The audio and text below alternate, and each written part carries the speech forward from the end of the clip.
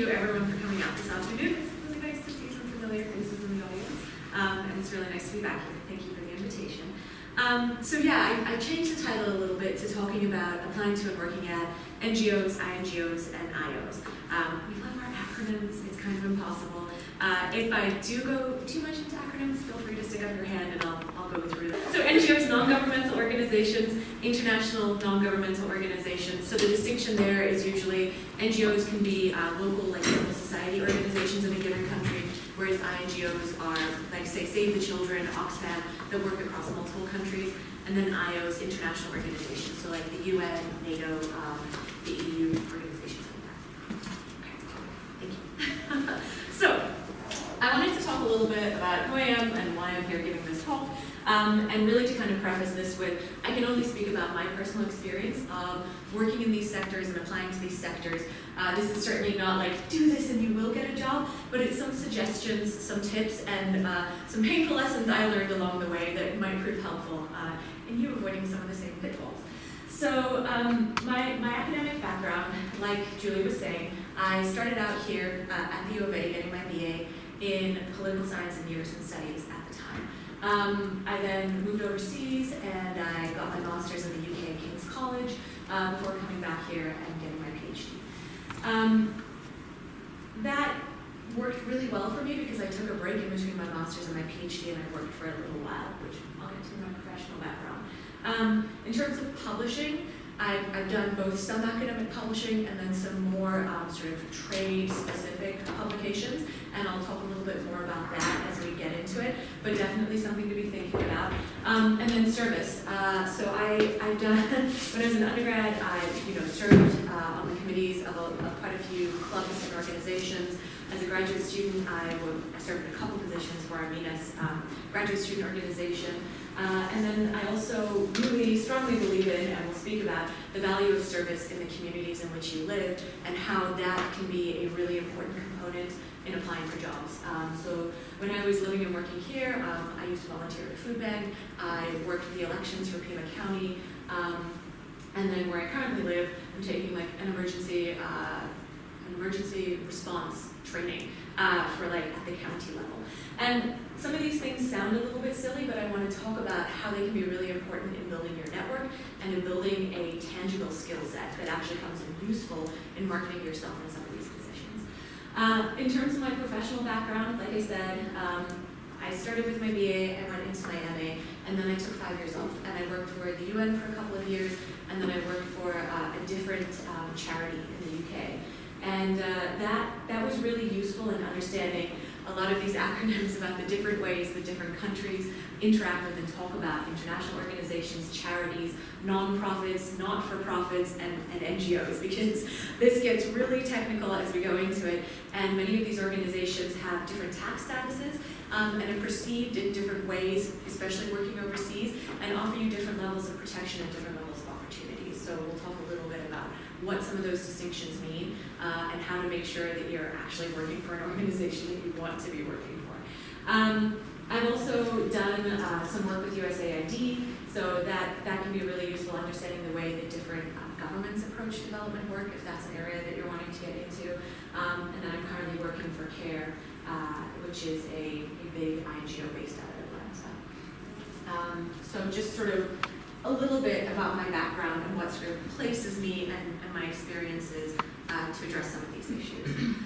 So in thinking about this, I think it's really important to start with why you're applying to these types of jobs. Is it, just a job? Is this some kind of a passion that you have? Or is this a way that you see to tangibly use different skill sets and degrees? There's no right answer and there's no wrong answer. It's just about what you expect to get out of the position, and managing those expectations is hugely important when it comes to looking at and applying for these jobs. You also have to think about what academic position you're currently at. So if you are an undergraduate and you're looking at applying to some of these jobs, you're going to have to manage your expectations about both the job title and the salary that are going to come with working for these organizations. Predominantly because they, kind of like the center, tend to be funded on a grant-by-grant basis. So they probably can only offer you a one-year contract to start with, and if their grant funding is renewed or extended, they might then be able to extend that to another year or two. This is especially true when you're looking at smaller non-governmental organizations, nonprofits, especially if you're looking at local organizations. They tend to have almost no unrestricted funding to cover long-term contracts for employees. So that's, if you're comfortable with taking on a little bit of that job risk, it's well worth putting in an application, especially if you're motivated and willing to keep applying for jobs. If you have a mortgage and a family you have to support, that's something to be thinking about when you're also looking at these jobs. If you have a master's degree or a PhD, you're obviously going to be looking not just at different job titles, and I'll talk a little bit about some of the technical speak that they use to explain the different levels when they categorize some of these jobs. But you're also going to be qualified in at different levels within a project. It doesn't mean that you're not going to face the same dilemma of year-to-year grant-based funding, but it does put you in a slightly more competitive position to apply for and receive some of these jobs. Something to also think about as you're applying to and looking at these positions is this a step to something else? Are you looking to kind of start in a nonprofit with a view to ultimately moving into working for something like USAID or the State Department? Because that's a very common path, especially coming out of an undergraduate or master's degree program. Or is this a terminal goal? You want to work only in the NGO or international organizational sphere, and you're looking to build up a career path within that sector. Because approaching those two different things, you're going to be looking for different types of positions and different titles. Because, for example, if you're trying to move into USAID or Department of State, they have a very specific setup in terms of positions and grade levels. And so you want to make sure that you're looking at positions that are going to put you in a competitive position to then apply to those types of positions. Versus if you're sticking in the NGO world, it kind of doesn't matter because everybody has different titles for absolutely everything, and it's very maneuverable between different organizations. And then that kind of ties into which specific area you're looking to enter. So are you really looking at nonprofits or local NGOs within the community that you live in, or more broadly domestically within the US? Or are you looking at more international non-governmental organizations? So do you want to be traveling and sort of to what places? Is this a regional organization you want to be looking at, or are you willing to take on a global responsibility? And I mean, my sort of experience in this is from my bachelor's through all of my work experience through my PhD, I solely focused on the Middle East. Like that was the better part of 12 years of my life. No, more than that. And then I took this job, and I spent more time writing about South Sudan and DRC and Somalia than I think I'd ever read anything on them in undergrad. And so that's been a huge shift for me, and that was a very conscious decision. But, you know, that's something to be thinking about when you're looking at these positions. Do you really want to be spending time looking at and reading and researching about places that you may have no formal education on? And being cognizant of what's going to be expected of you, and how to sort of write your CV in a way to make you competitive for those types of places. And then also, where are you looking? And we can talk a little bit more about this maybe in, I want to do like an interactive element, but in terms of how you're finding these jobs. If you're just going to like UN Jobs or usajobs.com, like you're not going to get in that way. I hate to be the bearer of bad news. You're going to want to look at places like the Idealist in terms of development work, like PCDN, that's run by, or he used to be a professor, he might still be at Georgetown, Peace and something Development Network, and they have a really great job list specifically for INGOs. And there's a lot of other sort of internal trade, like going through Relief Web and stuff. And so we can, that's going to be more specific depending on the types of jobs you're looking at. So thinking about this and being honest with yourself and sort of writing out the answers to some of these questions is going to help you take a more targeted approach. And also when we talk a little bit about how to write your CV and cover letters to address some of these issues, you're going to be more honest about what you're looking for, and you're not just going to be applying for absolutely everything, because you will drive yourself crazy that way. Okay, so something I didn't talk about in here, but I wanted to, was also being realistic with yourself about sort of your life parameters and specifications. So like I said, if you have young children applying for a job that has 40% overseas travel, unless you have a dedicated partner who can guarantee that they'll be there for childcare, might not be the best bet for you. And what I've found with NGOs and NINGOs, when you're applying for these jobs, if they're saying 40%, it's going to be closer to 50%. So add 5 to 10% travel onto whatever they're putting in the job description. I mean, that's just one component of it. All of these international non-governmental organizations that are working overseas have travel expectations. Even if you are an accountant working in account support, they write in a minimum of 25% travel. A good way to think of that is that's 1 week out of every month. So how do you feel about doing a transatlantic flight at least once a month? And I mean, that's not to take away from it. It can be really fun, but also think about the places you're going to be going, what the planes are like, what the airports there are like, and what that quality of life is like. So I mean, this is also being honest. If you have chronic health conditions, you're not going to necessarily not get the job on that basis, but do you want to put yourself in the middle of Somalia where there's probably not a really good hospital, where you might have to be airlifted out if something happens. So being honest with yourself about this is just better than getting into a situation where you're then having to manage some of these issues. But also just in terms of quality of life. If you have a young family, spending a week away from them can be really, really rough. Do you want to subject yourself to that? So being honest about your requirements. We were talking beforehand, I have a dog and a cat. The kennels have literally seen more of my dog in the last month than I have. And I mean, that's okay because she's a dog and because I will be home for another month. But thinking about these things and how you can manage it, if you own a home, like realistically, are you going to be there to like cut the grass and get the gutters cleaned and take care of things? Or else who can you delegate that to? How can you manage it? So just being honest with yourself about your requirements and your place in life is really important. Not going a little bit crazy in these positions. So once you sort of answered those questions, it's then really important to think about how you fit into those positions and how you can take your current experience and apply it to what tend to be really technical job descriptions. And so this was a real challenge for me when I was applying for jobs a year ago, right as I was finishing my PhD. And I spent a year doing academic job applications, and then I probably spent 6 months doing non-academic job applications. And I still haven't deleted it. There is a file on my computer full of all those cover letters. I probably have 150 individual cover letters, and probably no fewer than 20 different versions of my CV that I used to apply for different positions.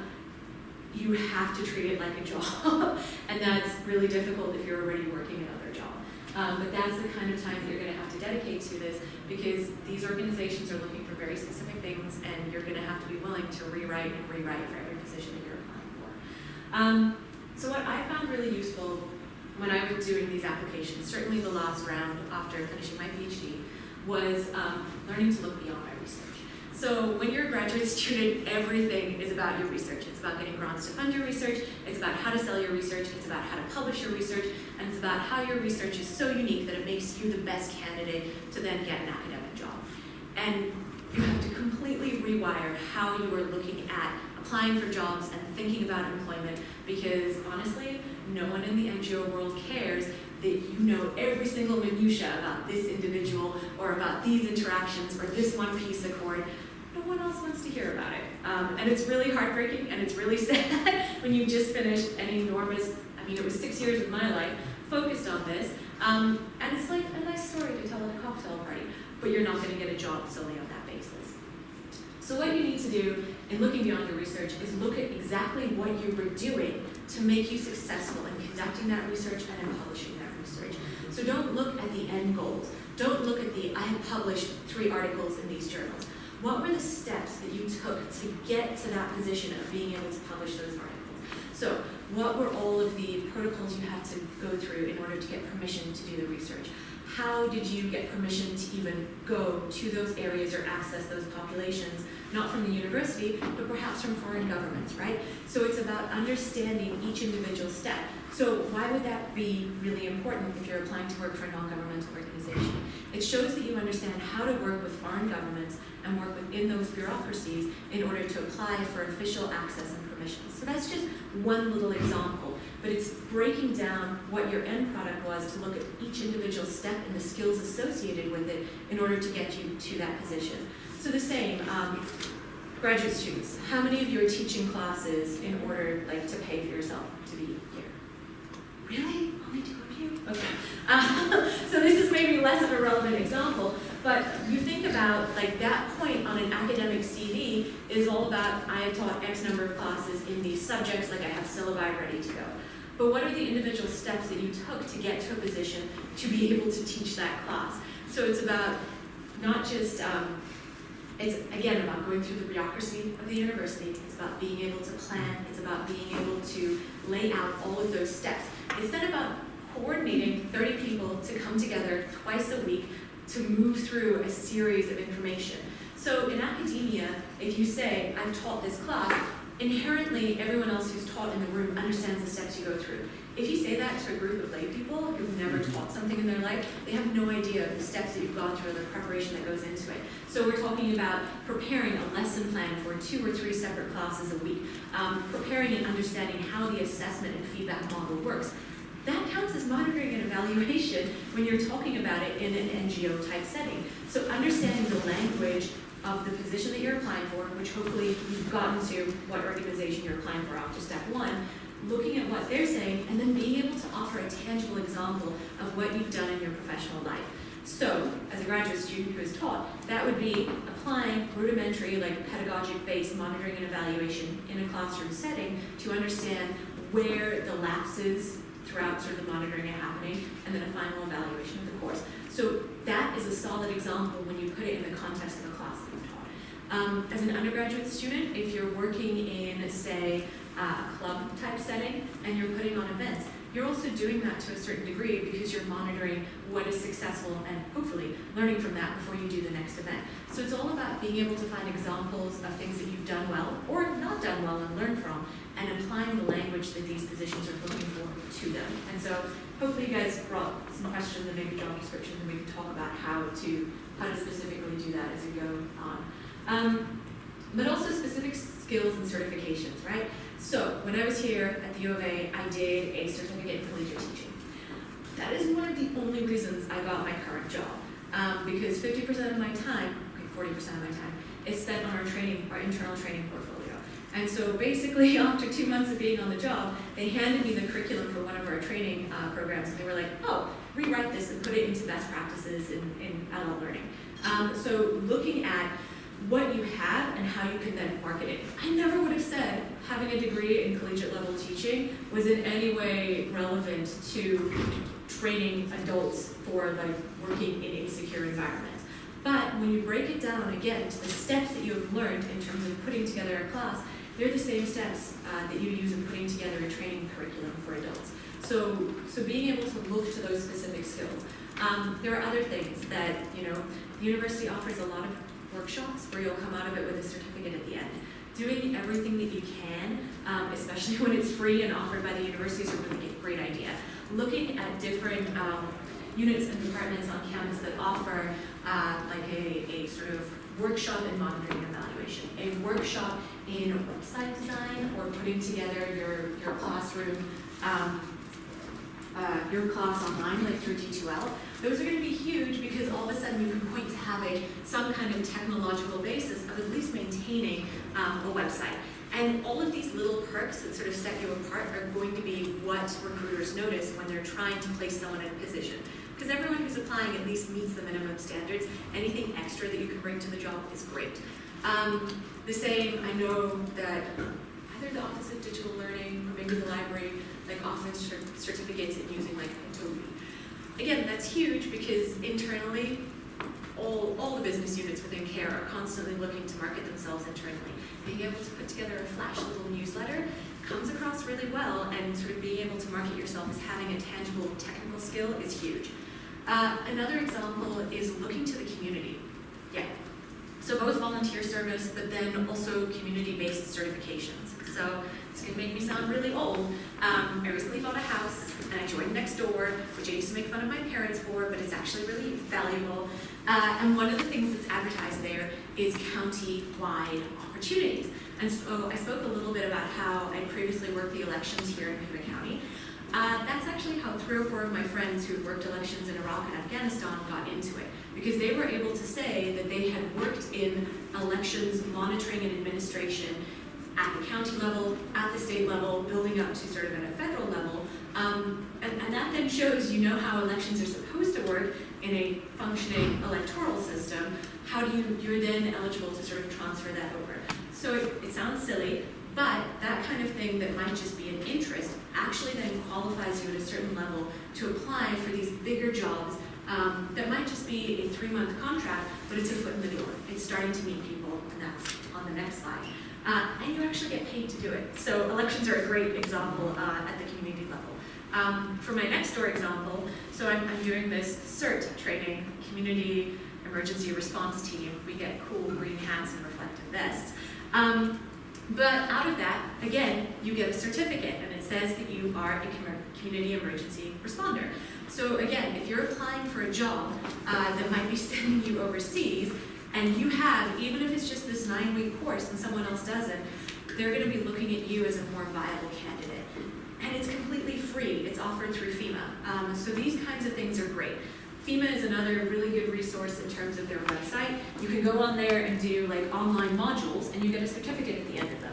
And so it's looking at things like this that are, again, for graduate students. I'm still moving out of that mentality. But I mean, these are all free, easily accessible resources. And it also shows that you have this interest, because this is something that becomes a little bit difficult if you've really made your way in academia. Why are you interested in working for a nonprofit or an INGO? Being able to answer that question without just saying, because I really need a job and this is kind of interesting, is really valuable. So I highly recommend looking locally in order to sort of get out into a global context. And then when you're writing your cover letter in particular, looking at real life situations that you've dealt with and how you've responded to them is really huge. And being willing to sort of personally reflect on those and put them in a cover letter is really important. So it might just be a car crash that you witnessed, but because you took that CPR course or because you took that emergency, like sort of first responder course, which most counties offer, that you felt competent to enter into that and to somehow respond.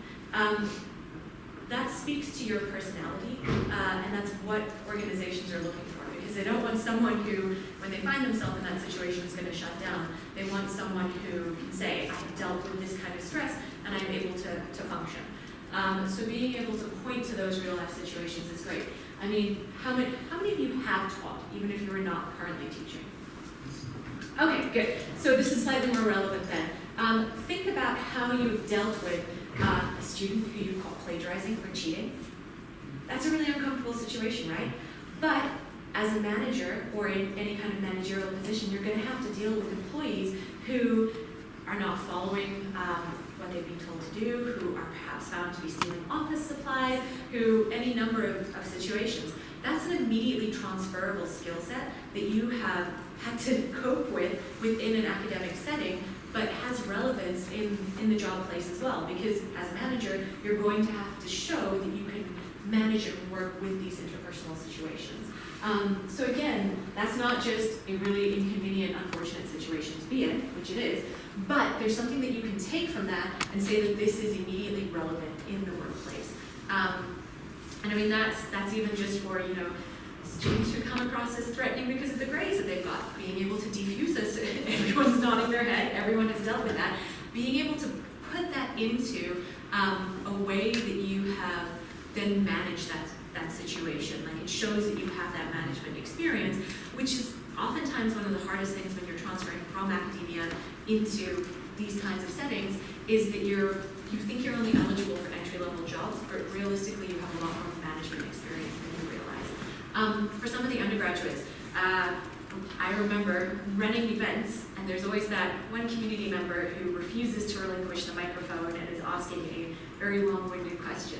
Again, like that's really good use of interpersonal skills to sort of diffuse a situation. How do you get that microphone back and get the event back on track? You're going to have to do that in the workplace as well. So it's just thinking about those situations you found yourself in and how they're transferable skills into a workplace. So then a little bit the steps. And this is not going to necessarily be stuff that everyone wants to hear. So most importantly, no one size fits all. This is what worked for me, but it's also going to be very dependent on your life and where you are right now and what you're looking to do and how it works. Don't jump in at the deep end. Don't assume that like you're going to apply for and receive the coolest job ever, because it might happen, but odds are you're going to have to probably start being the person who fetches the coffee and makes the copies and slowly work your way into it. Really, and I mean, I hated this when I was an undergraduate, but it's true. Internships, both paid and unpaid, are really, you have to start there. Especially if you're an undergraduate. It's much harder when you're a grad student. And if you can, more of them are paid now. A lot of NGOs and nonprofits are finding ways to pay, even if it's not a lot, at least minimum wage, which at least offsets the cost of gas to get there, but they're invaluable. I've had 5 or 6, including through my PhD program, and I'm in touch with people from each of those organizations still, and they have been instrumental in helping me get various jobs, including my current job.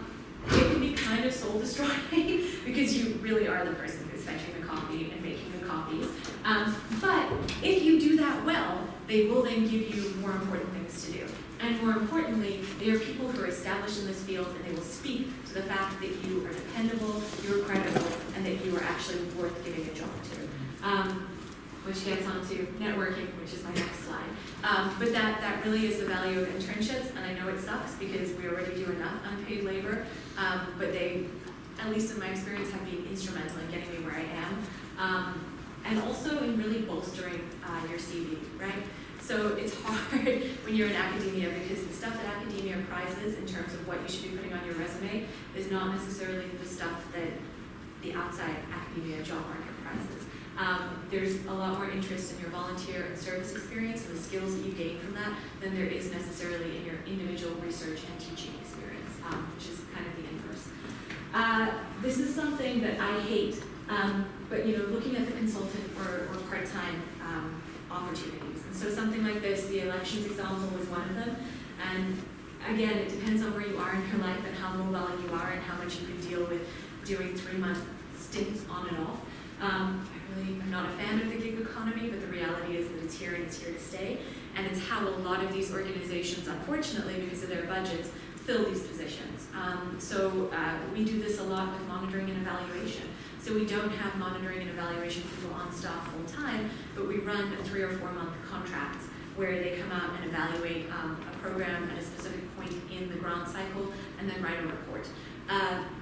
Doing that is a great way to network. They're actually pretty well paid, but there's no health insurance covered with it. So again, this is something that you have to assess on the basis of where you personally are and whether or not it's going to work. But it gets you those connections and it allows you to tangibly build on those skill sets and saying, I haven't just done M&E in this context, but I've been doing it here, here, and here on USAID or DFID funded contracts. Start working on your resume and professional CV now. And I say that because they are 2 different beasts. So your academic CV is going to be absolutely everything you have ever done. And it's going to focus on your research, your grants, and the classes you've taught first and foremost. You're going to want to do pretty much the inverse when you're working on a resume. You don't want to be sending out something that's more than 2 pages long. And really the academic portion of your research and your classes is going to be like maybe 5 or 6 lines. You're going to want to fill it out with specific skills and certifications and awards and honors. So you can put in there the grants that you've received to do the research. Again, because what does grant writing show? That's a hugely valuable skill if you're looking to work at an NGO to show that you understand how, especially in the US government and federal grants work, that you have successfully gone through that cycle, submitted applications and received money from the US government. Organizations want that all the time because someone who understands that cycle and how to do it is a really, really valuable attribute to a team. But you should be working on that. I try to update mine every 2 weeks, which realistically is once a month. But looking at what you're doing, everything. So I still review scholarship applications for the National High School Honor Society, right? I was in high school probably 2 decades ago. But doing that is really huge because one, it shows that interest and involvement, but two, it shows that you are able to evaluate grants and that a nationally recognized organization is asking you to do it. Because it is. Regardless of whether it's high school students or not, they hand out millions of dollars every year to high school students to go to college. That is a nationally recognized tax-exempt organization. If you can say that you are reviewing scholarships for them, that's something that someone's going to take seriously on an application because it shows that you have that experience in reviewing applications. You know what to look for, and depending on the position you're applying for, that can be a really valuable skill set. I practice writing cover letters. This is really, really horrible. But go on to places like the Idealist, like PCDN, like Indeed, like RelateWeb, find a job, write a cover letter for it. Go to your resources on campus, right? Pretty much everyone here has access to the job center. You're really good at looking at these things and telling you what you're doing right and what you're doing wrong, especially if it's a non-academic job. They were not very helpful when I was applying for academic jobs, but when it comes to non-academic jobs, they know how things work and they know the best practices. So write a letter, go to them, and have them sit and go through it with you, and they will point out where there are these mistakes or where there are gaps between what the job description is looking for and how you're presenting yourself. I also, and this is what I mean by chunk a week to sort of integrate into the cover letters, come up with one example of how you have implemented a certain skill set that is coming up on all of these job applications. So whether it's your monitoring and evaluation in a classroom example, whether it is you're responding to an emergency example, whether it is an event planning example, that's a huge one. Pretty much everyone wants someone who is able to manage large-scale budgets and events. And I mean, I'm thinking of the MENA graduate student conference. It doesn't sound like it. That qualifies you for so many things. It had a budget of tens of thousands of dollars. A lot of that comes through fundraising and through grant applications. And you're then managing 50, visiting individuals and sort of their schedule and booking rooms, and that is a hugely valuable skill set. It's very tangible, and yet it's part of the service element of a lot of what we do, but that should be front and center on a professional resume or cover letter that you're putting together. So that would be an example of a chunk. I'm thinking quantifiable elements, so I hate this because I'm very much a qualitative person. But people like to see metrics. They like to see numbers in terms of impact. And so when you sit down and add up all the students that you have taught, and I started doing this, in my 6 years, it was well over 500 students. So when you think about in each class setting, that's not so much. When you realize that you have worked with 500 individuals and sort of imprinting and influencing them and educating them in a certain way, that's something that an employer is going to look at because they want to understand how you're going to take a program that you might be proposing and put it into place in a specific context and how you're going to reach those people. So if you can talk about how you reached some of your most troubled students, how you reached non-native English speakers, how you were able to work in different cultural contexts, that's something that everyone in the group has done in an academic classroom setting, but those are very specific chunks that you then write up and you use in a cover letter to show that you were able to go to some of these locations and work with local communities because you're used to working in a second language or working with non-native English speakers or working in a cross-cultural context.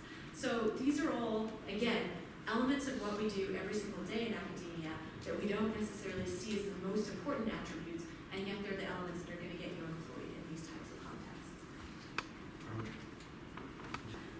But looking at those program management and program officer positions, that's when you play up yes, I come from an area studies background. That's going to be the same if you're coming from LAC, if you're coming from, we have an East Asian Studies department too, right? Yeah, if you're coming from East Asian Studies, it's all about talking about your intercultural competencies and knowledge and presenting yourself as a resource and an expert in that way to understand what is going on. Does that mean that it's immediately transferable to like a DRC type context? No. but you also acknowledge that, right? And you say, I don't speak French, but I speak 3 other languages relatively well, and I'm more than willing to learn French if you're going to pay me to do it. And so that's another really important thing in your cover letters. Don't lie. Don't say that you speak French if you don't, because someone will figure that out very quickly. But point out that you speak other languages, you have an ability to learn them, and you're more than happy to do so. So yeah, thank you. That was a really good point. Don't apply for the technical specialist positions unless you can. But look at those program management, program officer, and there's one other, program assistant. And I mean that, the seniority of those fluctuate between organizations, but that is a good way, especially coming from an area studies background, to get into it. And don't be afraid of things like security. So I mean, I work for the security unit, and we get a really bad rep, even within the organization.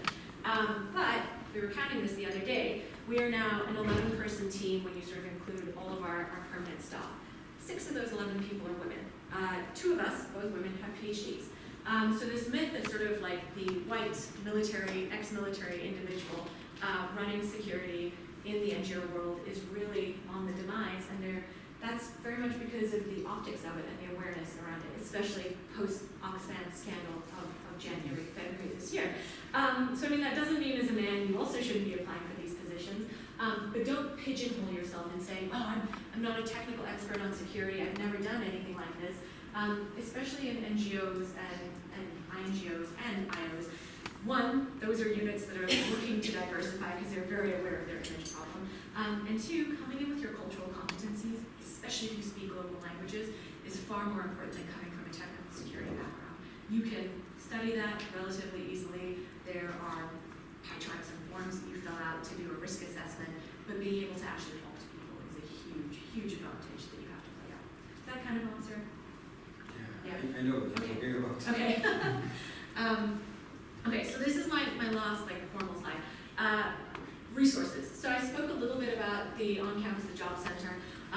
Go to all the talks that you can, not just in MENAS, but everywhere, because a large part of this is networking, right? So every time there's someone coming in from another university, especially if they have links to or a background with an organization that you're interested in, go and meet them.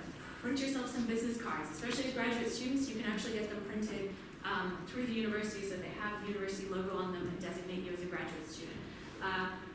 When you go to conferences, introduce yourself to everyone. Take those business cards. I hate doing that, but it's so important.